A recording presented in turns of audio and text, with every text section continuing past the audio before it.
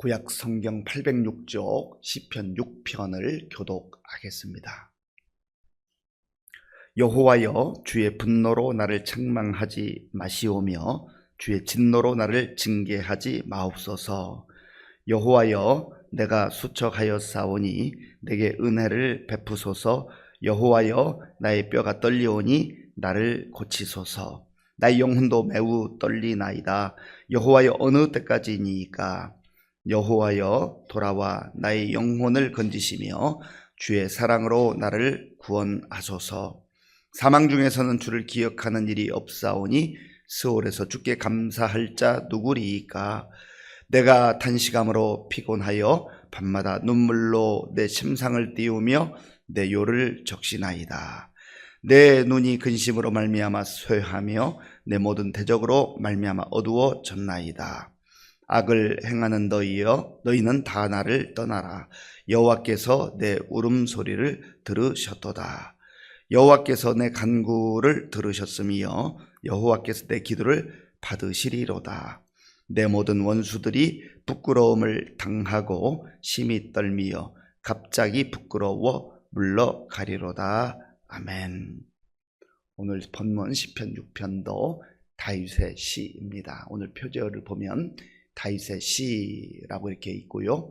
또 그 다음 부연 설명은 이렇게 되어 있습니다. 인도자를 따라 현악 8째 줄에 맞춘 노래. 현악은 악기를 말하는데 아마 줄이 8개로 있었던 것 같은데 그 중에 8번째 줄이 가장 낮은 음이었던 것으로 보여집니다. 지금 분위기가 좀 10편, 6편 전반적으로 좀 침울하고 지금 다시 너무나 힘들고 어려운 가운데 하나님께 기도하는 그런 내용입니다. 그래서 아주 낮게 들려오는 아주 낮은 아마 멜로디로 하면 그 메이저가 아니라 마이너, 그래 조금 분위기가 뭔가 밝지 않은 그런 내용입니다.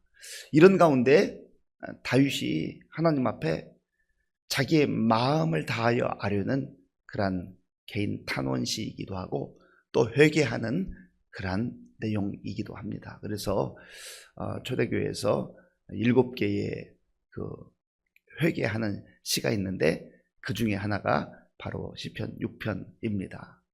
오늘 1절에 보면 여호와여 이렇게 부르짖죠. 그리고 중간중간에도 여호와여, 하나님을 간절하게 부르고 있어요. 여호와라고 하는 말은 나에게 약속을 주신 하나님, 은혜를 베풀어 주시는 하나님, 나를 돌보시는 하나님, 그런 의미가 있어요. 나의 하나님 여호와여. 기도의 대상은 하나님이라고 했어요. 창조주 하나님, 구원의 하나님, 은혜의 하나님. 우리가 이걸 꼭 기억해야 됩니다. 그래서 기도할 때 아버지 하나님, 하나님 혹은 은혜의 하나님, 이렇게 하나님을 부르는 게 중요해요. 어떤 분들은 기도할 때 그냥 오늘도 좋은 날을 주셔서 감사합니다. 뭐 그 기도가 잘못되거나 틀린 기도는 아니지만 그러나 아버지 하나님 혹은 하나님 아버지, 구원의 하나님, 이렇게 하나님을 부르는 게 중요해요. 예수님께서 주기도문에서 하늘에 계신 우리 아버지 이렇게 부르잖아요. 이 호칭이 굉장히 중요합니다. 그래서 이 다윗의 기도의 대상은 분명한 거예요. 그냥 간절함만 있는 게 아니에요. 절박함만 있는 게 아니에요. 그래서 다윗이 주의 분노로 나를 책망하지 마시오며, 주의 분노로 나를 책망. 뭔가 지금 자세히 나와 있지는 않은데 하나님께서 나를 지금 책망하신다.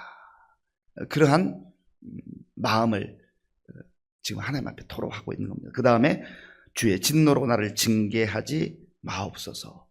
혹 내가 하나님 앞에 범죄했다 할지라도 그 죄의 값을 다 저에게 진노로 쏟아 부으시면 저는 살 수가 없습니다. 하나님 불쌍히 여겨 주옵소서.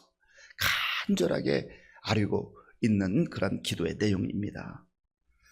2절에 보면 자기 자신의 지금 상황이 얼마나 힘든가, 특별히 육체적 상황이 얼마나 힘든가를 말하고 있습니다. 2절 우리 함께 읽겠습니다.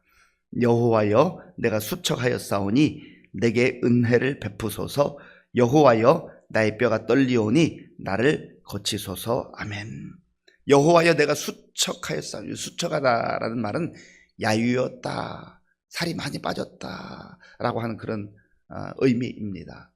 그래서 성경학자들은 이 시편 6편을 다윗이 언제 기록했을까, 그 시점을 정확하게 말하기는 어렵습니다만은 아마도 우리아의 아내 밧세바를 범하고 난 이후에 그가 힘들고 어려운 시절이 있었잖아요.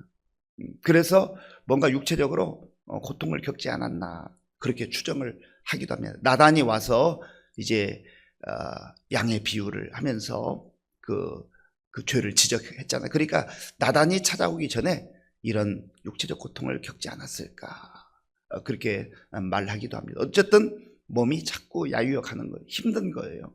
그냥 살만 빠지는 게 아니라 육체적으로 고통이 있었다라고 하는 겁니다. 여호와여 나의 뼈가 떨리오니, 뼈가 떨린다, 뭐 삭신이 쑤신다 그런 표현하잖아요. 그러니까 뭔가 지금 육체적으로 큰 어려움이 생긴 거고 고통이 온 것이다 라고 하는 겁니다. 이때에 다윗의 그 하나님을 향한 간절한 기도의 내용은 무엇입니까? 은혜를 베푸소서. 2절 중반에 보면 내게 은혜를 베푸소서. 하나님의 은혜가 필요합니다. 하나님의 은혜가 절실합니다. 하나님, 내가 이렇게 힘들고 어렵지만 하나님께서 은혜를 베풀어 주시면 제가 살 길이 열립니다. 하나님의 은혜를 구하는 거예요. 은혜가 필요한 거죠. 우리의 입술로 찬양을 하잖아요. 은혜 아니면 살아갈 수가 없네. 은혜 아니면 살아갈 수가 없네. 하나님의 은혜가 필요한 거예요. 우리 인생 가운데 많은 것들이 필요하죠. 그러나 그 무엇보다도 우리 하나님의 자녀들, 하나님 백성들에게 필요한 것은 은혜라는 겁니다. 은혜. 우리 신방을 가보면 정말 많이 좋아하는 찬송가, 지금까지 지내온 것 주의 크신 은혜라. 돌아보면 은혜로 살아왔다는, 은혜가 없었으면 그 모진 세월을, 그 험한 세월을 내가 어떻게 살아왔을까. 은혜가 필요하다는 것. 지금까지 지내온 것 주의 크신 은혜라. 그 고백 속에 담겨있는 것은 하나님 너무나 은혜를 베풀어 주셔서 감사합니다라는 감사의 고백과 더불어서 오늘도 그 은혜를 내려 주옵소서라고 하는 은혜에 대한 그런 사모함과 갈망이 있는 것 아니겠어요? 그리고 또한 다윗은 나의 뼈가 떨리오니 나를 고쳐주시기 바랍니다. 나를 고쳐주시기를 원합니다. 하나님은 치유의 하나님 아닙니까? 여호와 라파의 하나님 아닙니까? 하나님 나를 만져주셔서 이 육체적 질병과 고통으로부터 나를 자유케 하여 주옵소서. 그렇게 간절하게 기도하고 있는 거예요. 이렇게 기도하고 있는 이유가 무엇입니까? 기도하면 하나님께서 내 기도를 귀담아 들어주신다. 하나님의 때가 되면 반드시 응답해 주실 것이라고 하는 그런 믿음이 담겨 있는 것이죠. 우리가 왜 기도하지 않는 겁니까? 기도하지 않는 중요한 이유는 뭐 여러 가지 이유가 있겠습니다만은 기도한다고 들어줄까? 기도한다고 될까? 그런 의심이 있는 거죠. 불신앙이 있는 거예요. 확신이 없는 거예요. 어찌하든지 기도의 자리를 놓지 않고 정말 하나님 앞에 은혜를 주옵소서, 은혜를 베풀어 주옵소서, 나를 고쳐 주옵소서, 나에게 필요한 것 하나님께 아뢰는 그러한 성도들의 기도는 하나님을 향한 신뢰가 있는 거죠. 이게 중요한 겁니다. 그리고 그의 영혼의 상태에 대해서도 그는 고백합니다. 3절 말씀 제가 읽겠습니다. 나의 영혼도 매우 떨리나이다. 여호와여 어느 때까지니까. 나의 영혼도 매우 떨리나이다. 지금 영육이 힘들다라는 거예요. 영육이 힘들어요. 그렇잖아요. 둘 중에 하나만 힘들어도 힘들 터인데 이 두 가지가 함께 짓눌리고 있으니 얼마나 마음이 불편하고 힘들고 고통스럽겠냐 말이죠. 그래서 하나님을 찾는 거예요. 하나님 찾는 거예요. 4절에 보면 또다시 하나님 부르잖아요. 여호와여, 여호와여, 여호와여. 여기에 모든 게 담겨 있어요. 주여, 주여. 우리가 그렇게 부르죠. 어떤 때는요, 설명이 안 돼요. 말이 잘 안 나와요.